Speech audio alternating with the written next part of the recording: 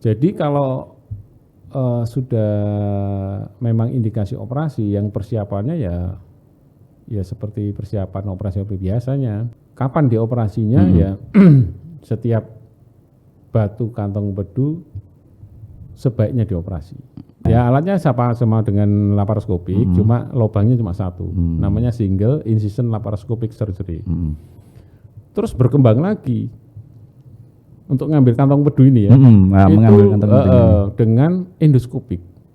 Jadi kalau postulatnya dulu orang zaman dulu dokter bedah ya, zaman saya masih kecil itu istilahnya big surgeon, big incision. Ya toh, gitu big ya, surgeon. Wah, jadi dokter bedah yang hebat itu membuat incisi yang lebar-lebar, biar lihatnya. Sekarang dulu malah. Nah, terus kemudian berkembang menjadi big surgeon, small incision.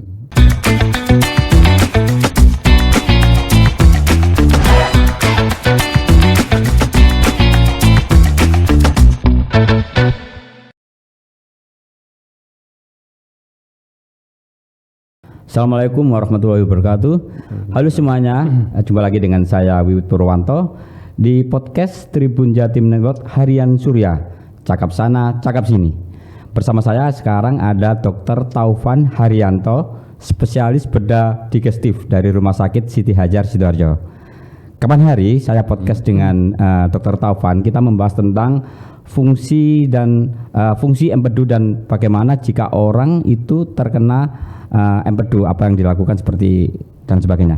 Kali ini saya bersama Dr. Taufan lebih membahas lagi tentang penanganan bagaimana pasien ini ketika divonis kena fungsi empedunya itu bermasalah, dibawa ke dokter, kemudian kamu kena ini, ada empedunya yang lagi bermasalah dan harus dioperasi. Nah, ini apa yang dilakukan si pasien dan dokternya seperti apa? Saya langsung bertanya kepada Dr. Taufan Haryanto yang saat ini sudah datang di kantor Harian Surya. Selamat siang, Dok. Siang. Nah, ini siang. Kita ketemu lagi, Dok, tapi tentang dengan bahasan yang lebih melanjutkan pembahasan kita yang kemarin. Iya, boleh. Dok, sehat semua, Dok ya? Alhamdulillah. Ya. Dr. Taufan ini memang selain di Rumah Sakit Siti Hajar juga mengajar di beberapa perguruan tinggi, terutama yang berkaitan dengan ilmu kedokteran. Iya. Dok, jadi ketika pasien itu sudah divonis ya ini harus dilakukan operasi ya gitu. Itu seperti apa, Dok? Kalau pasien dengan kondisi seperti apa maksud saya, Dok? Iya. Jadi ya kalau sudah menderita penyakit batu empedu ya misalkan gitu ya. Nama penyakitnya batu empedu, Dok, ya, Bang ya? Ya, atau kolelitiasis ya. Istilah kedokteran kolelitiasis atau batu kantong empedu. Batu kantong empedu. Ada batu saluran empedu. Nah, itu ya tadi. Jadi kalau sudah memang indikasi operasi, yang persiapannya ya seperti persiapan operasi biasanya.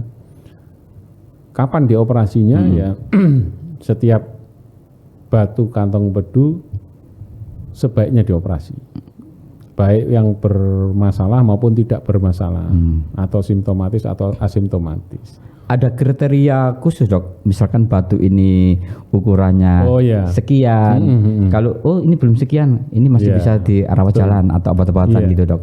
Jadi kalau ukurannya kurang dari 3 mili ya nggak usah dioperasi, saya kira bisa dihancurkan dengan obat-obatan, obat-obat anti kolesterol.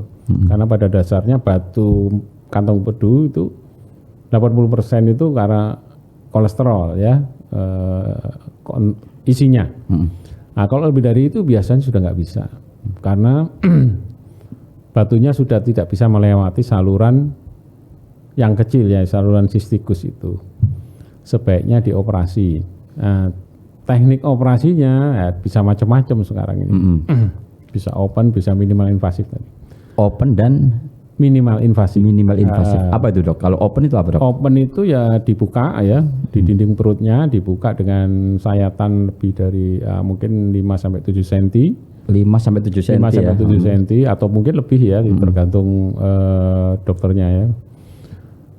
Kemudian dicari kantong empedunya, dipotong gitu ya, diikat di saluran empedu yang kecil tadi, ya udah diambil ya. Beserta kantong empedunya, batu dan kantong empedunya harus diambil. Nah, kalau yang minimal invasif itu macam-macam berkembang sampai saat ini sehingga pada dasarnya adalah prinsipnya mengambil batu dan kantongnya, tapi dengan bantuan teknologi, ya teknologi. Ya ada yang disebut minimal invasif untuk laparoskopi, ada yang disebut single incision laparoscopic surgery, ya itu SILS, itu lubangnya cuma 1. Dulu laparoskopik itu 4 titik, ya 1 cm, setengah cm, setengah cm, setengah cm misalkan ya. Sekarang berkembang yang laparoskopik biasa itu 1 cm untuk kamera, bisa setengah cm, setengah cm. Jadi 3. Nah sekarang bisa 1 cm, kira-kira 1,5 sampai 2 cm. Tapi itu kita sembunyikan di pusar, ya di udel gitu. Jadi tidak diambil ya? Diambil tapi maksudnya nggak keluar gitu dok ya? Oh enggak, pakai alat juga. Ya alatnya sama dengan laparoskopik, cuma lubangnya cuma 1. Namanya single incision laparoscopic surgery. Terus berkembang lagi untuk ngambil kantong pedu ini ya, mengambil kantong pedu dengan endoskopik.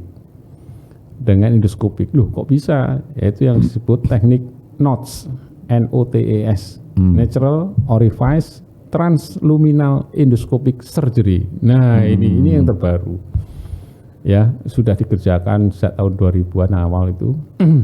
Tekniknya seperti apa itu dok? Jadi itu alat endoskopik biasa yang bisa dimasukkan lewat mulut gitu, atau lewat hidung, atau lewat dubur gitu ya, atau lewat jalan lahir, pokoknya lubang-lubang alam lah. Natural Orifice Endoscopic Surgery itu melewati lubang-lubang alam untuk menghindari sayatan di perut, gitu aja.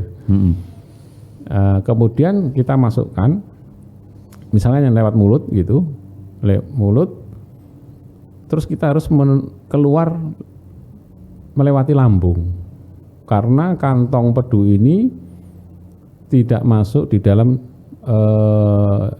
saluran pencernaan. Jadi dia di luar, tetangganya lambung gitu ya. Jadi di rumah tetangganya. Jadi dilobangi, kemudian kita arahkan alat itu menuju ke kantong pedu, terus dilakukan operasi pengangkatan. Lalu, loh gimana ngeluarkannya? Keluarkannya lewat mulut. Kantong pedunya itu dilewatkan mulut keluar, ya gitu. ya tekniknya seperti itu. Itu berarti butuh lama ya dok ya? Iya. Waktunya ya? Iya cukup lama, ya pasti lebih lama. Tapi tergantung dari pengalaman dokternya. Kemudian lambung yang lubang tadi, yang untuk keluarkan yang ditembus oleh alat endoskopi tadi, dijahit, diklip, ya ada klipnya. Karena kan tidak melakukan ini lubang. Ya itu yang terbaru. Jadi no incision. Jadi artinya di perut itu tidak ada insisi. Jadi kalau postulatnya dulu, orang zaman dulu dokter bedah ya, zaman saya masih kecil itu istilahnya big surgeon, big incision. Ya toh, big surgeon. Wah, jadi dokter bedah yang hebat itu membuat insisi yang lebar-lebar, semua biar lihat. Sekarang dulu malah. Nah, terus kemudian berkembang menjadi big surgeon, small incision. Nah, itu ya laparoskopik tadi. Laparoskopik di bidang GI tract itu hampir 80% bisa di laparoskopik, termasuk kanker usus besar, ya, liver, macam-macam. Kemudian yang terbaru yang seperti saya katakan tadi itu adalah big surgeon no incision. Nah ini dengan NOTS tadi, tidak ada insisi di perut, tapi di lambung ada insisi. Kan nggak kelihatan. Jadi cocok untuk orang-orang yang suka pakai bikini ya, nggak ada skarnya, nggak ada bekas sayatan ya. Ini ya. Jadi sampai segitu. Nah, kemudian yang ditanyakan kalau di mana? Siti Hajar ya? Iya. Nah, di Siti Hajar bisa dikerjakan. Dua-duanya bisa? Dua-duanya bisa, tapi yang ketiga nggak bisa ya, belum. Yang NOTS itu ya? Dua-duanya bisa. Kemudian pakai BPJS bisa? Bisa. Bisa, open maupun laparoskopik. Tapi biasanya dokter menyarankan seperti apa itu dok? Ya sebaiknya laparoskopik ya, karena memang ini lebih nyaman, lebih nyaman untuk pasiennya, lebih cepat bekerja, apalagi kalau orang sibuk dan sebagainya, itu lebih nyaman, bisa lebih cepat kerja, bisa aktivitas kembali, nyerinya berkurang, nggak sama dengan kalau yang open ya. Itu sampai berapa hari gitu dok sudah bisa aktivitas kembali? Sebenarnya sih hari ketiga, keempat itu sudah bisa aktivitas sebenarnya ya. Yang laparoskopi, yang minimal invasif. Kalau yang open biasanya karena memang nyerinya lebih banyak gitu ya. Itu yang kadang-kadang pasien itu jadi takut. Waduh nanti nyeri yang gini, nanti jahitannya jebol lah, macam-macam lah yang dipikirkan gitu ya. Kalau minimal invasif itu jahitannya ya sedikit udah. Sampai berapa jam dok kalau teknis operasinya? Yang laparoskopik ya kalau nggak ada komplikasi biasanya 15 menit sampai 30 menit selesai. Cepet ya. Ya itu tergantung jam terbang dokternya ya. Tapi kalau awal-awal ya memang lama sejam 2 jam wajar, nggak masalah. Berarti ini apa namanya tindakan invasif laparoskopi dan atau open ini memang sudah menjadi opsi jika ada fungsi empedu ini bermasalah ya gitu kan? Iya, ada batu di kantong empedu harus diangkat. Iya. Dok, kalau gitu dok diangkat itu apa nggak ada efek untuk tubuh kita? Ada salah satu organ tubuh kita yang diangkat? Hilang. Oh nggak ada. Sehat aja efeknya. Jadi efek sampingnya adalah sehat, sembuh gitu kan. Jadi nggak ada keluhan lagi aslinya gitu. Di kemudian hari nggak ada. Baik. Pengambilan batunya aja sama kantong empedunya ya? Iya, dua-duanya harus diambil. Nggak boleh kantong batunya aja nggak boleh. Kantong dan batunya itu harus diambil. Karena memang biasanya kantongnya itu juga sudah infeksi atau menjadi infeksi kronis. Nah ini menjadi penebalan dan sebagainya, itu baiknya ya diambil aja. Jadi memang opsi bagi pasien yang mengalami permasalahan di fungsi empedu memang harus dioperasi ya dok ya. Iya. Kecuali tadi batunya tidak lebih dari 3 mili ya. Itu bisa dilakukan rawat jalan. Bisa diobati.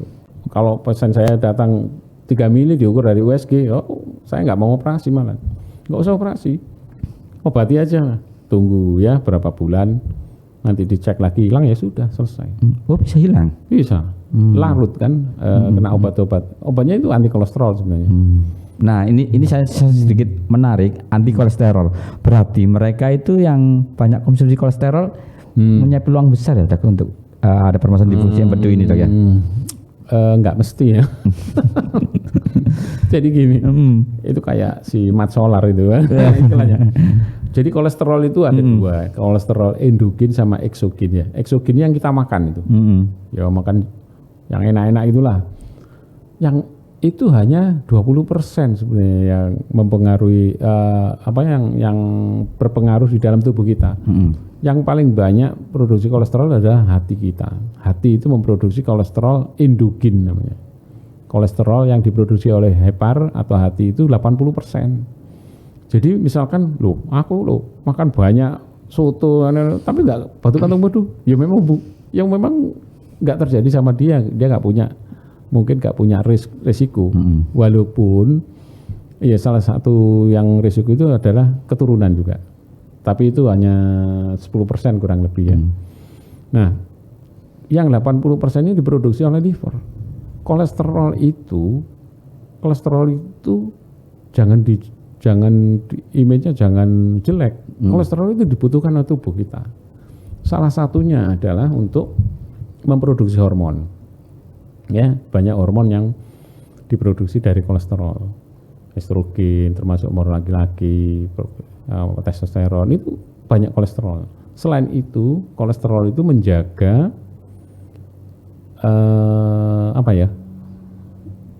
cadangan makanan, selaput saraf kita, termasuk yang di otak. Melindungi ya dok ya? Iya.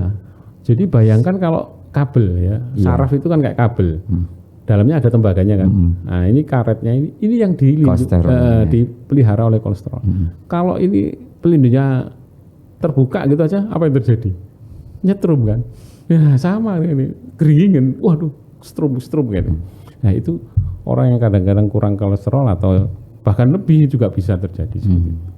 Berarti harus sedang-sedang saja. Iya. Nggak boleh terlalu banyak. Betul. Jangan sampai opini kita jahat kolesterol, jangan sampai, karena memang juga diperlukan oleh tubuh kita ya dok ya. Perlukan tubuh kita.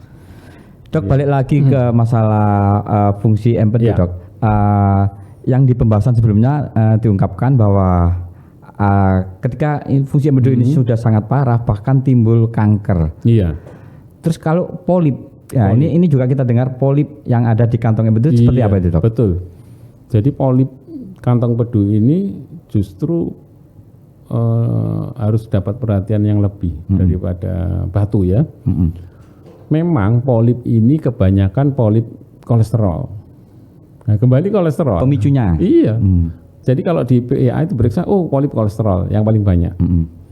Tapi kalau polip ini tumbuhnya lebih dari 1 atau 2 itu dan besarnya lebih bervariasi, nah kita sudah curiga.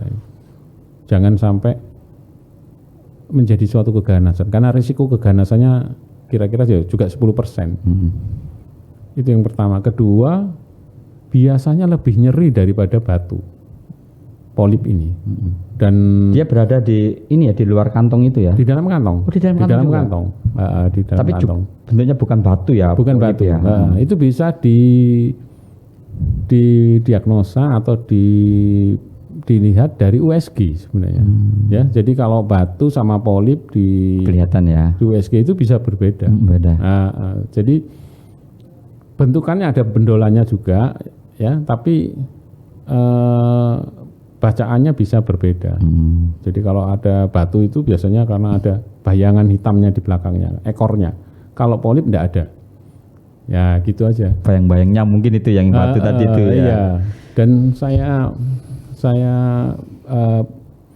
harapkan bahwa polip ini ya, polip kantong empedu ini kalau menurut saya wajib harus dibuang. Dibuang termasuk kantongnya juga. Iya, kantongnya. Karena dia nempel di situ ya, di dalam kantong itu. Karena itu akan menjadi kanker. Betul.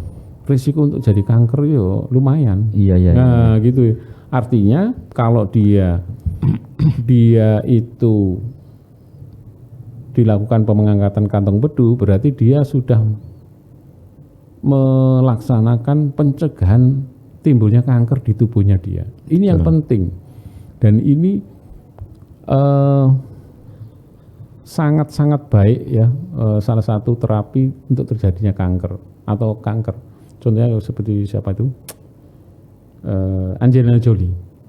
Angelina Jolie itu dites kromosomnya, dia punya risiko terjadi kanker payudara. Diangkatlah payudaranya semua ya. Itu terapi gen namanya, terapi gen untuk cancer. Cancer itu arahnya harus ke terapi gen, itu paling bagus. Jadi gennya itu direkayasa supaya kalau kromosomnya bisa direkayasa, bisa diubah ya supaya nggak mutasi, ya nggak jadi kanker. Lupakan itu yang ya kan. Tapi itu kan sulit ya.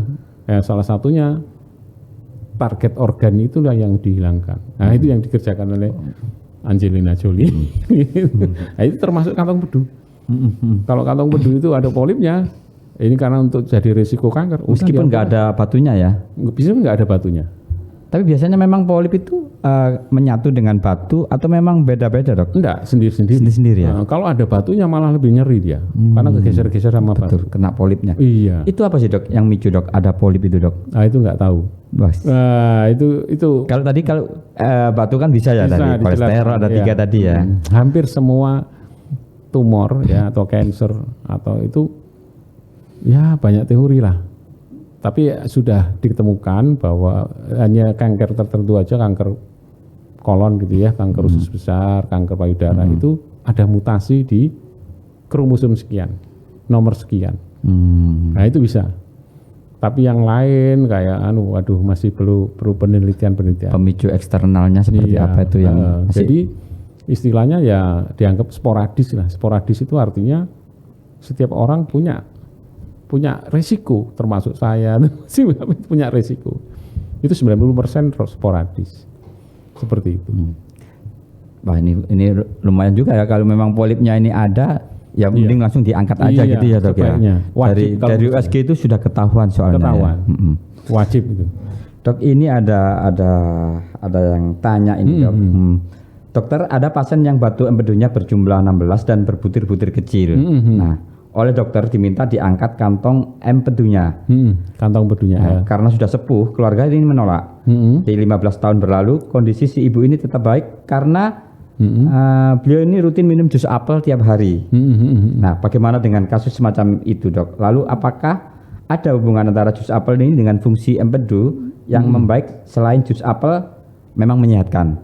Nah, jadi ceritanya nih si ibu ini kan, ya ini beruntung. Saya pernah mengeluarkan batu di kantong empedu itu 542 biji. Kecil-kecil, saya hitung. Di satu kantong? Iya. Bahkan di saluran besaran berapa banyak? Kecil-kecil ya. Tak hitungi satu sampai 540. Kecil ya jangan kan 16. Mengumpulkan banyak. Iya, gede gitu. Ya. Jadi ya usia tidak mempengaruhi dilakukan tindakan pembedahan kantong empedu. Tidak ada. Kecuali kalau dia ada komorbiditas yang berat, jantungnya sudah dekom atau apa ya itu tidak bisa, ada pertimbangan lain mungkin itu ya. Jadi kita harus berpikir secara holistik ya, lihat keseluruhan pasien. Ya kebetulan ya mungkin ya sampai saat ini nggak apa-apa, itu bisa aja. Sudah 15 tahun ini ya. Iya, bisa aja. Tapi ingat ya itu geseran-geseran itu proses itu jalan terus. Kuatir yang disebutkan tadi itu ya. Proses itu jalan terus. Ya kita nggak tahu sampai berapa lama. Kita juga nggak bisa memperkirakan. Kalau ada batu kantong empedu terus jadinya kanker atau pankreatitis itu kapan terjadi? Kita nggak tahu. Ya. Kemudian mengenai jus apel. Jus apel itu kan asam. Memang betul. Untuk meluruhkan kolesterol itu memang bisa dengan asam. Bahkan kadang-kadang kalau ada pasien atau orang-orang tanya, apa ya supaya ada batunya kecil dan sebagainya, saya suruh jeruk itu. Jeruk apa, Dok? Jeruk kan banyak, Dok. Apa itu yang jeruk peras itu? Oh, jeruk itu ya. Ditambah madu, minum aja 1 sendok. Jeruk pecel itu, Dok ya? Bukan? Ya jeruk sitrus ya, sitrus kayak gitu ya. Sama madu, udah 1 sendok makan minum. Harapannya kalau itu sebenarnya untuk mengencerkan kolesterol. Jadi masuk logika ya. Masuk logika ya. Batu tadi saya katakan 80% komposisinya kolesterol. Kan 80%, 20% kan bukan. Bisa mengecil batu itu, bisa. Kalau dia terus jus apel atau apa itu yang sifatnya asam itu memang bisa mengencerkan kolesterol. Tapi kalau katakanlah misalkan 80% hilang kolesterolnya. Nah, yang 20% itu tadi misalkan tersusun oleh kalsium atau magnesium atau yang lain gitu, yang padat. Ada 3 tadi sebetulnya ya. Keluarlah itu batu. Bisa kecil kan, nanti di bawah itu ada sphincter di saluran empedu bagian bawah. Ada penyaringnya lagi ada ya? Penyaringnya itu sphincter otot, namanya sphincter Oddi. Nah, saya katakan sebelum ini keluar ada saluran pankreas, gitu, yang masuk ke pankreas. Iya kalau masuk di sini, kalau masuk ke saluran pankreas, nah jadi batu pankreas, jadi pankreatitis. Ya memang tidak semua begitu ya. Ini kita hanya berantisipasi.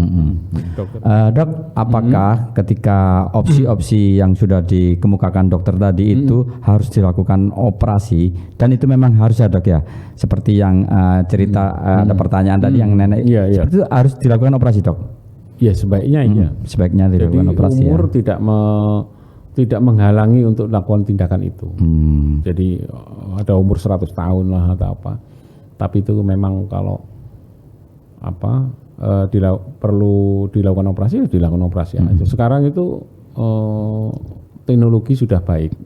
Teknologi obat-obatan pembiusan dan teknologi bedah itu sudah bagus.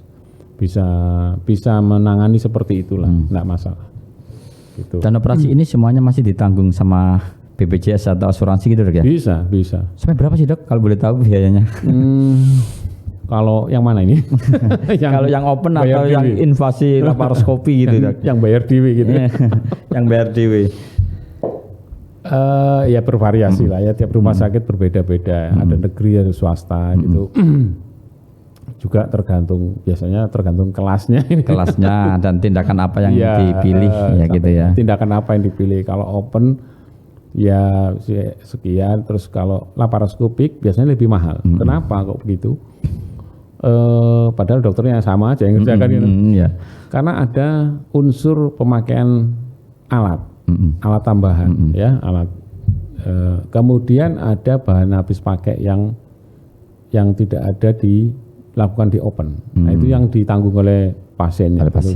Gitu pasti otomatis lebih mahal. Tapi kalau dihitung seperti di Amerika, ya toh kehilangan jam kerjanya ini, nah ini justru yang laparoskopik itu, yang minimal invasif itu menguntungkan. Ada satu contoh, saya itu juga heran. Ada seorang ibu-ibu umur 56 tahun ya, seorang pejabat, saya operasi dengan teknologi single incision laparoskopik yang lubang 1 itu. Itu dia orang sibuk sekali. Saya bilang kalau mau sibuk supaya Senin bisa masuk, operasi hari Jumat. Nah, saya operasi maghrib selesai, jam 5:30 pagi telepon saya, dok, besok paginya. Ternyata Sabtu itu dia ada acara di kantornya. Dok, saya boleh pulang nggak? Loh, kaget ya. Loh, nggak apa-apa Bu. Enggak sakit, enggak apa, saya sudah jalan-jalan, sudah makan, sudah. Enggak apa-apa kalau saya pulang. Loh, boleh. Tapi nanti kalau ada apa-apa bilang saya, telepon saya. Ya alhamdulillah enggak apa-apa. Itu karena teknologi. Iya. Ya, karena teknologi dilakukan dengan prosedur yang benar. Kemudian, nah ini untungnya. Dia bisa bekerja lagi. Besoknya bekerja lagi. Saya heran. Sabtu itu. Kan rencana kan biar ada waktu rehat Sabtu Minggu ada ya. Maksud saya supaya Senin masuk gitu. Iya. Ya. Itu enggak orang wanita ini. Tugas negara kayaknya dok. Hebatnya begitu. Jadi inilah keuntungan minimal invasifnya. Memang dilihat agak lebih mahal sedikit, tapi kalau dilihat dari average length of stay-nya di rumah sakit, ya itu kan bayar tiap hari kan, kalau dirawat bayar berapa itu.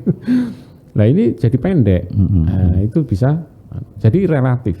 Artinya keuntungan yang didapat setelah operasi ini lebih ke pasiennya lebih banyak ketimbang nanti open dengan masih nyeri, masih lama, terus kehilangan khawatir kebuka lagi nanti ya kan. Itu apalagi nanti kalau notes katanya gitu, waduh bisa office hour. Sejam selesai gitu ya? Bukan, pagi operasi sore pulang. Nah, sudah dimulai seperti itu. Khawatir pengaruh biusnya belum selesai nanti. Oh sudah, bius itu, nah itu makanya ada teknologi bius yang cepat sudah dieliminasi oleh tubuh, 4 jam 6 jam sudah hilang pengaruhnya. Nah itu ya teknologi kan, kembali obat bius yang sudah mulai bagus ya. Kalau zaman dulu ether 12 jam 18 jam baru sadar gitu. Sekarang udah orang operasi otak sambil makan nggak apa-apa kan. Sorenya sudah pulang gitu. Iya. Dari mana? Dari dokter gitu.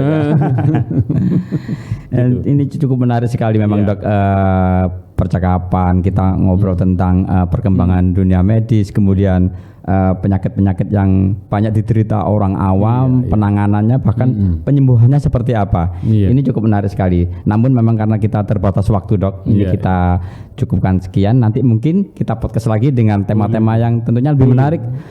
Artinya Pak, orang-orang awam ini lebih bisa memahami kesehatan, bisa mengantisipasi lebih dini gitu ya dok ya. Iya betul. Nah demikian Tribuner dan pembaca Harian Surya, podcast saya bersama Dr. Taufan Hidayat dari Rumah Sakit Siti Hajar tentang fungsi empedu di podcast yang pertama. Kemudian kita lanjutkan tentang bagaimana penanganan dan penyembuhannya. Nanti akan kita bikin lagi podcast yang dengan tema yang menarik, yang dimana penyakit ini banyak sekali kita jumpai di masyarakat.